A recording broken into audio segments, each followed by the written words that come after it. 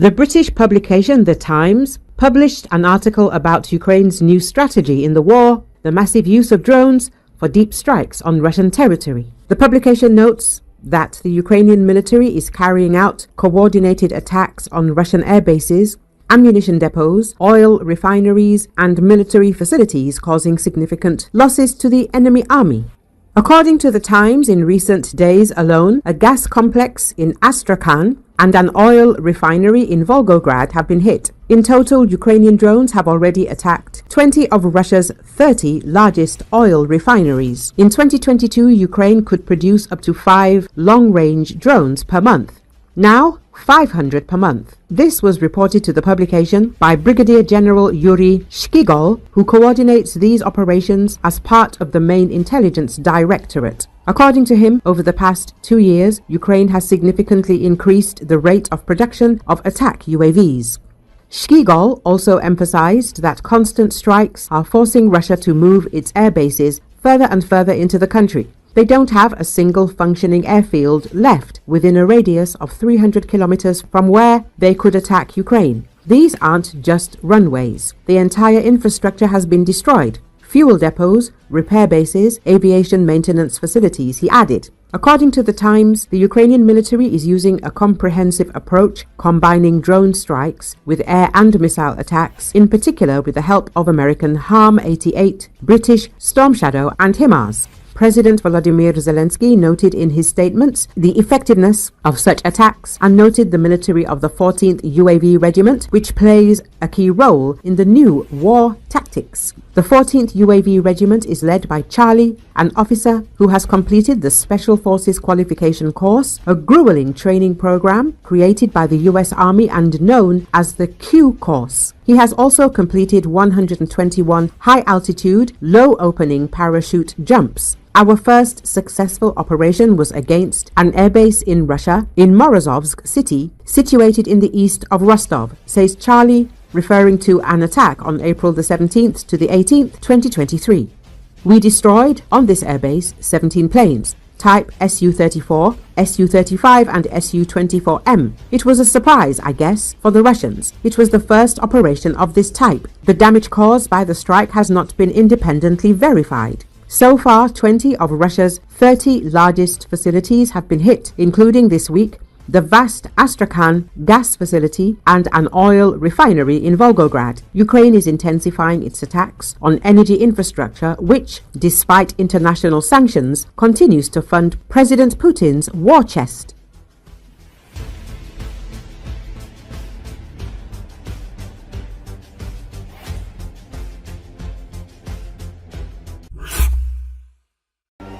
Ukrainian Su-27s have begun using 1,000-pound or 454 kilograms Mark 83 bombs, which have been adapted to the JDAMR Guidance and Correction Suite, the aviationist reports. In a video published on Facebook by the 39th Tactical Aviation Brigade, one can see a Ukrainian Su-27 dropping a pair of precision-guided bombs on Russian military positions. Facing dwindling Soviet-era stockpiles, the Ukrainian Air Force has retrofitted its Soviet-era jets to deploy US and French-supplied guided bombs amid the ongoing war. While Ukraine operates an undisclosed number of US-made F-16s, it remains unclear whether they are used for bombing missions.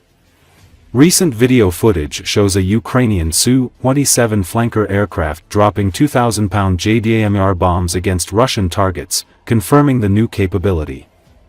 According to Militarny, the video published by the 39th Tactical Aviation Brigade shows the Su-27 delivering precision-guided glide bombs on Russian positions in a forest belt. OSINT analyst OSINT Technical compared the size of the new aerial bombs under the Su-27's wing with known photos of 500-pound bombs, confirming their significantly larger dimensions. What's most interesting is that previously only 500-pound and 2,000-pound versions of the JDAMR kits were known to exist. They were named the GBU-62 and GBU-64, respectively. The Americans did not mention a ready-made version of the JDAMR kit for 1,000-pound bombs. Experts suggest that it could have been created specifically for the needs of the Ukrainian armed forces. JDAM is a special kit that turns conventional freefall bombs into guided ones by retrofitting them with aerodynamic kits with GPS guidance. JDAM entered service in 1999.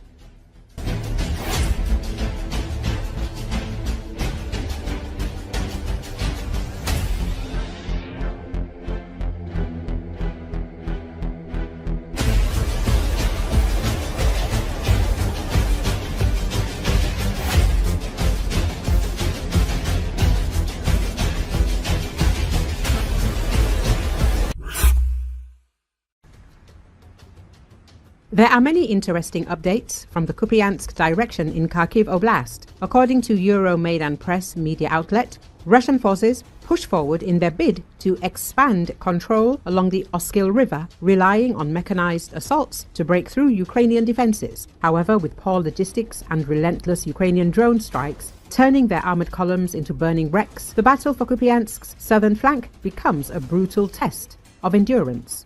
Euromaidan Press says that the goal of Russian forces in the area is to expand their control along the Oskil River and reach the city of Kupiansk. This is the most important sector of their long-standing effort to eliminate the Ukrainian bridgehead across the Oskil River, consolidating their gains in Luhansk Oblast on an operational level. To achieve this objective, Russian forces have slowly worked their way to the river at the village of Krylyakivka. To further support these efforts, Russians are trying to reinforce their infantry along the river with armored units, hoping to give them the firepower needed to finally achieve a breakthrough. The main advantage of the Russian forces is their high ground positions from which they can support their efforts along the Oskil River. Furthermore, the gully through the village of Pichani is surrounded on two sides by these high grounds, allowing them to move their forces through there in relative safety from direct Ukrainian fire.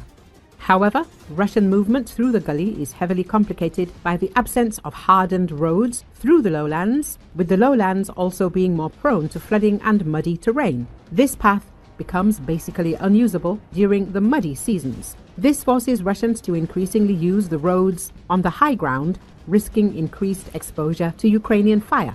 Furthermore, Russians operate over 40 kilometers from their supply hub in Svatov, decreasing the effectiveness of their supply lines. Additionally, once they attempt to drive toward their positions along the Oskil River, Russian forces quickly come under an intense Ukrainian crossfire.